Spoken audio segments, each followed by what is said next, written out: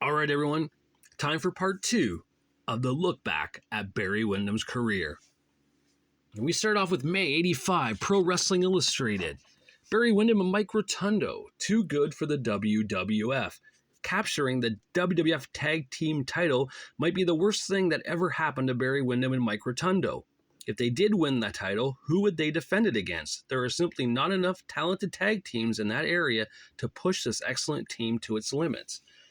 So Barry and Mike leave Mid-Atlantic Wrestling. They went there from Florida, were there for maybe a month, if not less, and went back and left and went to the WWF.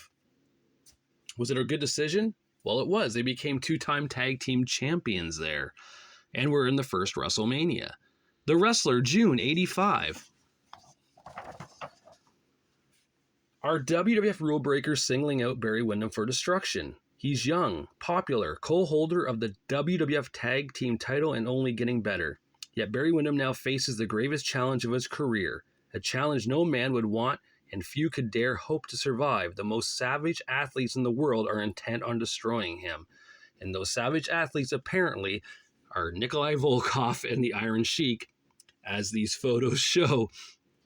Barry and Mike only feuded with them pretty much, and Beefcake and Valentine. It was not much there for them. So that one article was pretty dead on about them being there and not having any wrestlers to compete against. June 85. Pro Wrestling Illustrated, we get a Barry Windham centerfold. Barry Windham, the Texas Tornado. Ooh, look at that, the Texas Tornado. Kerry Von Erich will be upset to hear that. That was his nickname a few years later. Greatest match with Mike Rotundo versus Adonis and Murdoch for the tag titles, where they won them January 21st, 85. Toughest opponent was Nikolai Volkov. Favorite maneuver, the Bulldog. Most hated opponent, Cowboy Ron Bass from the Florida era. Nice. February 86, Inside Wrestling. Blackjack Mulligan compares his sons, Kendall and Barry Windham. Blackjack Mulligan compares his sons. Yeah, there it is. A feared rule breaker for most of his career, Blackjack Mulligan finds himself blessed with a pair of strapping young sons who, besides emulating their father's success, also happen to be two of the most popular wrestlers in the country. In this special story, Blackjack Mulligan contrasts his sons Barry and Kendall with each other and with himself. Nice. Let me turn that. There we go. Wrestling 86, Barry Windham, the man who said no to the WWF. And I hate this article, not because I like the article, but someone wrote underline, certain words. So I don't really read this magazine. I have it to complete the collection. But yeah, Barry Windham's return to Florida and the NWA surprised everyone in the wrestling world. In this exclusive story, Barry candidly discusses his reasons for departing the WWF and provides his opinions of the most controversial wrestling area in the world. Inside Wrestling, March 86, Barry Windham and Mike Rotundo, where the reunion spelled disaster for Kendall Windham. Now, I always thought this was the WWF Tag Team titles. I remember seeing this magazine in black and white for back issues in magazines. I always thought that was the black and silver WWF tag titles because I couldn't tell. It was black and white, the magazine. Not until I saw this cover and saw the gold and red and blue that I knew it was the Florida tag team titles. And here we go. Will their reunion spell disaster for Kendall Windham? In Texas, the Von Erichs have learned that a wrestling family must stick together against senseless rule-breaking assaults. They have at times been forced to set their personal ambitions aside to help each other out. Barry Windham faces a similar task in Florida. Can he do it? The Wrestler, April 86. Southern champion Lex Luger, I'll run Barry Windham back to the WWF. There we go. Lex Luger sweats bullets preparing for a match of his life. He says each droplet represents the holes he'll put in Barry Windham's face. Yes, Lex Luger and Barry Windham have a long history together, dating back to Florida, going into the NWA, and even going into a world title match at the Great American Bash in 1991. May 86, Inside Wrestling. Dark days for the Sunshine State. Is Lex Luger too tough for Barry Windham.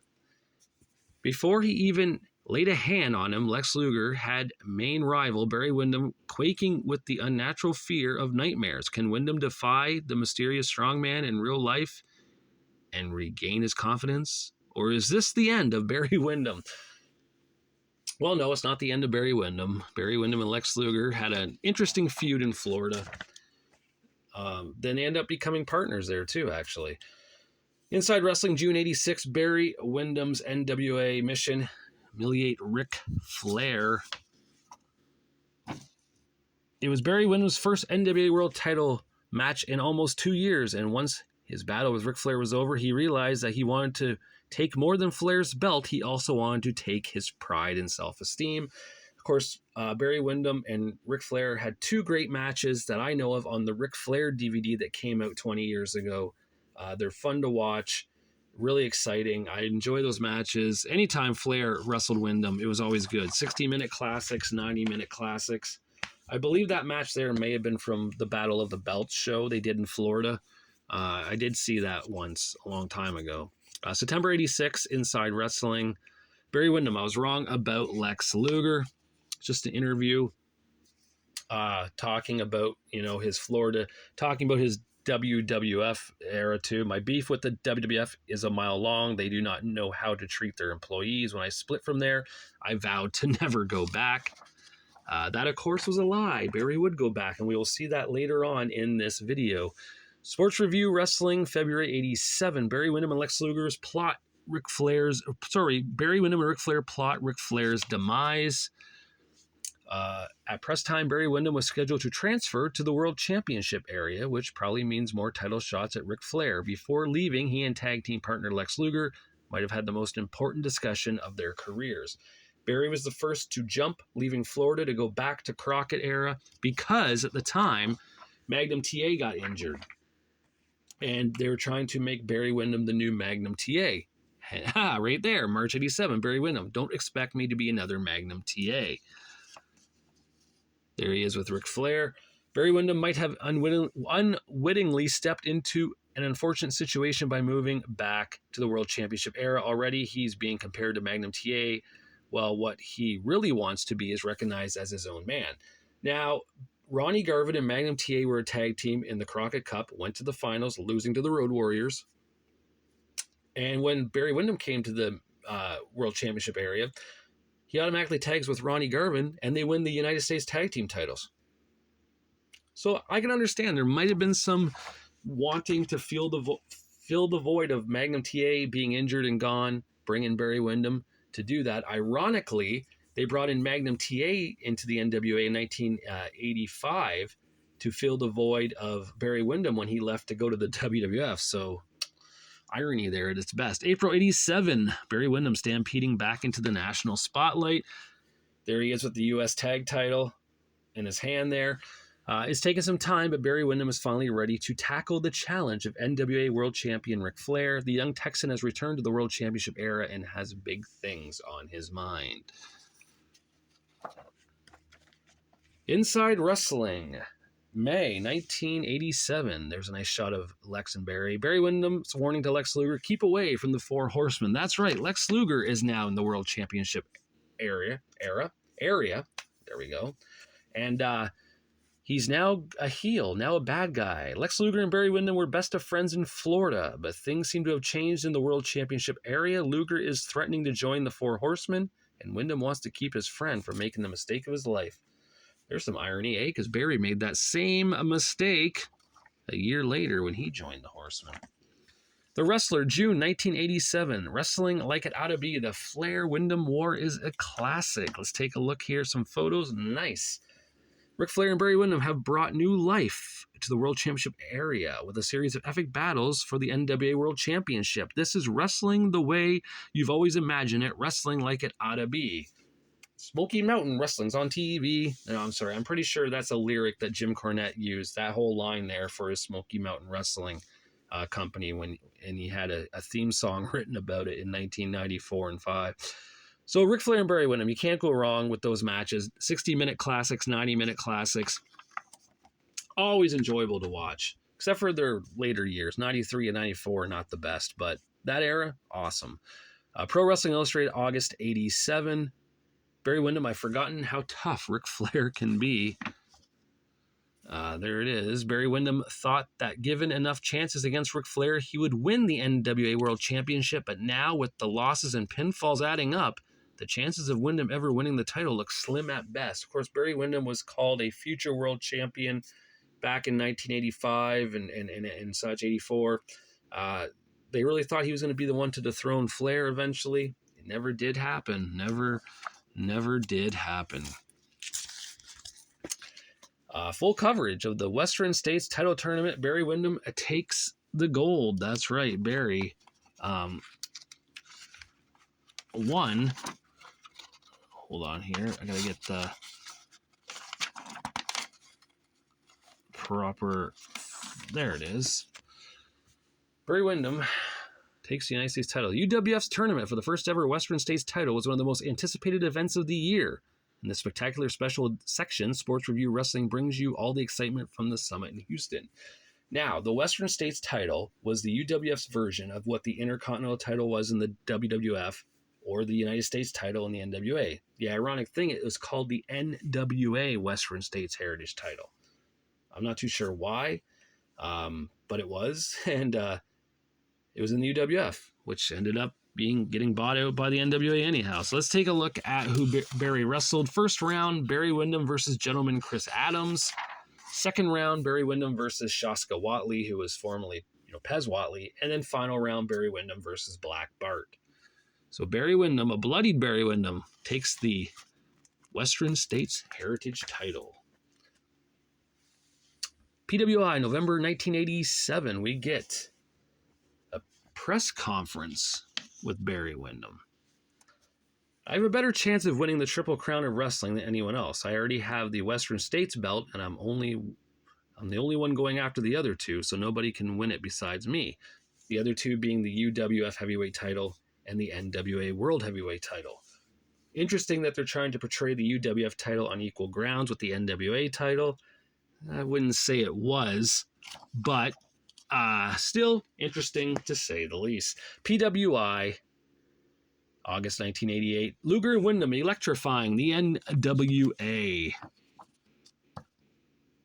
Barry Windham and Lex Luger overcame insurmountable odds to upset Arn Anderson and Tully Blanchard for the NWA World Tag Team title. The leader of the Four Horsemen, James J. Dillon, was a major factor in the match, but not in the way that he intended. Can the Four Horsemen survive Dillon's latest blunder?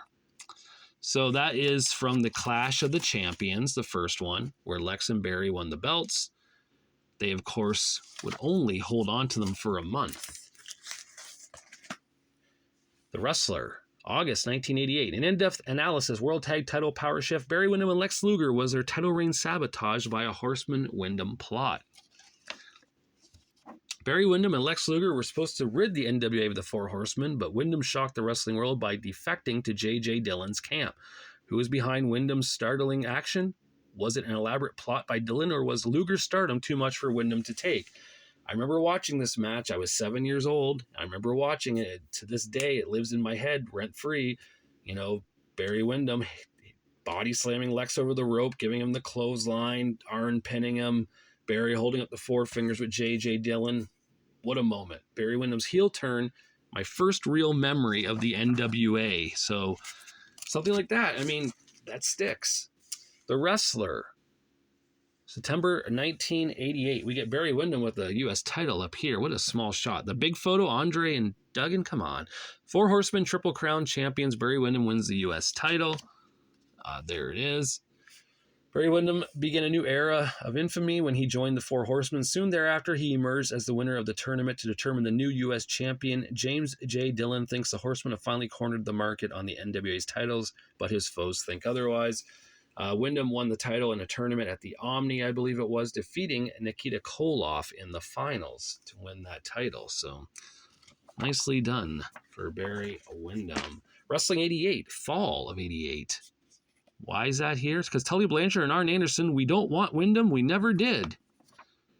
Ooh, there they are at the World Tag Titles, though. It looks good. Nice colored photos there of Arn and Tully. Are the Four Horsemen as together as they appear, or are they a time bomb waiting to explode? An exclusive Wrestling 88 investigation reveals that there may be serious problems in wrestling's most dangerous cooperative. There we go. Do they want Barry Windham? Probably not. I think J.J. Dillon and Ric Flair probably wanted him more than Arn and Tully did, but they'll take him, right? The Wrestler. That's October 88. Dusty Rhodes made Barry Windham. Now he'll break him. For 8 years, Dusty Rhodes provided friendship and guidance to his friend Barry Windham. Tragically, Windham is now a member of the Four Horsemen, and the American Dream has targeted his ex-friend for destruction. I do remember match 2 where Barry Windham had, I think he had street clothes on, but he had a claw on Dusty Rhodes' head, and Dusty was bleeding because the claw was so devastating that Barry Windham was giving him. Like, such cheesiness, but awesomeness at the same time. Inside Wrestling, November 1988, Dusty Rhodes versus Barry Windham, the night the teacher learned a lesson. This being from, I believe, the Great American Bash, 88. Yep. It says, get this closer here. Here we go. Until Barry Windham joined the Four Horsemen, he always looked upon Dusty Rhodes as his mentor. During the Rhodes-Windham match at the Great American Bash in Baltimore, it was the teacher, not the student, who had to take notes. So that's right. Barry with the win there, I believe. I believe Barry beat Dusty at that. Here's a magazine that everyone always wants in their collection. It's such a nice-looking cover. The Horseman with all the gold. December 1988, the Four Horsemen's revolving door. Who's the next to go? And, first Ole Anderson was fired and replaced by Lex Luger. Then Luger was suddenly out of the fold, replaced by Barry Windham. Once a stable organization, the Four Horsemen have been rocked by eternal dissension and squabbling. Is James J. Dillon preparing to make yet another roster move? Everyone says this is the best version. They had all the belts. Only lasted from April to September of 88. They didn't last long. Of course, Rick, Arn, Tully, and Lex and JJ looked more professional in the suits. And of course, the original incarnation with Ole, always a really nice version as well. So you can't really go wrong with any of those three right there, to be honest. Inside Wrestling, January 1989, 10 reasons why Sting cannot defeat Barry Windham. Let me move this. Here we go. Sting has been NWA's biggest success story of 1988, but he's been stopped cold in his quest for the U.S. title by a roadblock named Barry Windham. Here are 10 reasons why Sting has been unable to defeat Windham and the most important and difficult foe of his career. Barry Windham and Sting had a good match on the Clash of the Champions. I want to say it was maybe October 88. I'm not too sure. November 88. I'm not too sure now. It was in that era, but it was a good one. PWI. Yes. This is a close-up, a nice poster, again, of Barry Windham, the Fourth Horseman. Well, that's nice. Greatest match, May 13th, 1988 versus Nikita Koloff. That's the U.S. title win. Favorite maneuver is now the Claw. Toughest opponent is Ric Flair, and most hated opponent is now the American Dream, Dusty Rhodes. How quickly they change when they become a villain compared to being the good guy, right? February 1989, Inside Wrestling. The Road Warriors' message to Barry Windham: leave Sting alone, he's ours to cripple. Hawk and Animal are wrestling with a renewed sense of evil. Sting and Barry Windham are still feuding over Windham's U.S. title, but the Legion of Doom wants Windham to back off. They say they've got the claim to Sting's head, and they won't give up until it's hanging in their trophy case. Well, the Road Warriors were awesome, right? They could never be booed. Even, who would want to boo the Road Warriors? In the AWA, when they were supposed to be bad guys, they got cheered. In the NWA, when they're supposed to be bad guys, they got cheered. Even going after Sting, I'm sure they still got cheered. They're the freaking Legion of Doom. They're amazing. They're like superheroes come to life. March 89, The Wrestler. If Bigelow can't beat Windham, he'll turn bad. As a rookie, he was the toughest, meanest man in wrestling, an animal that could kill an opponent with his bare hands. Now a 3-year veteran, Bigelow is no longer tough, no longer mean, and no longer a champion. He has reached a crossroads, succeed or turn bad again. Barry Windham leaving the WWF, leaving Hulk Hogan behind, which reminds me, I did say in an earlier video that this wrestler, Barry Windham, had a connection with Hogan and Flair. The connection with Hogan was that he and Mike Rotundo originally used Real American by Rick Derringer as their theme song. And when they left the company, Hulk Hogan took it. So there's the connection there. It's kind of neat. But yes, Barry Windham and Bam Bam Bigelow wrestled at Starrcade 88 in a really cool match, actually. Full color action gallery, Barry Windham for Spring 89 of Wrestling Superstars. Barry Windham's July 4th, 1960, 6'5", 263 pounds. His nickname here is the Young Lion. Favorite arena, Sam Houston Coliseum. Favorite wrestler, Blackjack Mulligan. Favorite maneuver, the Claw. Most embarrassing moment, it should be moments. All the years I spent without J.J. Dillon and Ric Flair. Ideal night off, partying with the champ. Favorite TV show, Wise Guy. Favorite performer, Charlie Daniels and Waylon Jennings. Turn-ons, Long Green, Long Limos, and Long-Legged Women. Turn-offs, Lex Luger and Dusty Rhodes. Most cherished possession, his U.S. title belt. And personal philosophy, don't worry about the fans. Winning is all that counts. Get a nice shot there of Barry showing his early days as Blackjack Mulligan Jr. with the black hair against the Sarge, Volkov in the WWF, Florida. They show everything there. They really did go into detail for the photos, which was nice. And you get other viewpoints from the likes of Blackjack Mulligan, Ric Flair, Scott McGee, Captain Lou Albano, his former manager in the WWF, and of course his brother Kendall Windham. Wrestling Superstars now, summer 89. We get Barry Windham on the cover with Bam Bam Bigelow, probably that match from Starrcade I was talking about. But this is the top 20 wrestlers of that year. Barry Windham comes in at number 6, sixth place with a ranking of 91.0. And he's giving a clothesline to Brad Armstrong there, which I believe was also off a Clash of the Champions they wrestled. And this last one here, December 1989, the wrestler, Widowmaker Barry Windham. Angry, mean, and unstoppable. Yes, Widowmaker, that's right. For Barry Windham, went back to the WWF. From the time he started wrestling, Barry Windham has wanted only one thing. Anonymity? What? I don't even know what that word is. Whatever. But the WWF was not the place to go to escape the maddening crowd, and now, as the Widowmaker, Windham has some decisions to make. That's right. Barry Windham is now the Widowmaker. He was kind of like a loner, did his own thing, which should have been at Survivor Series 89 as part of the Macho Kings team, but wasn't. Should have been in the Royal Rumble 90, but wasn't for some reason. So his WWF career there in late 89, early 90 did not go as he had planned. And of course, he would soon leave that to go back to World Championship Wrestling. All right, everyone.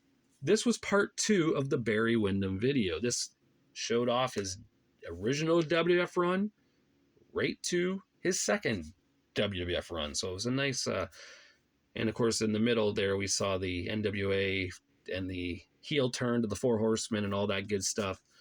A lot of good Barry Windham moments there. Of course, his heel turn, my favorite. Like I said, it was an amazing moment. So that's part 2 of Barry Windham's career through the magazines. And I will get to part 3, of course, showing his later years in WCW, and even, yes, another return to the World Wrestling Federation. All right, guys, until I do my next one, I'll talk to you later.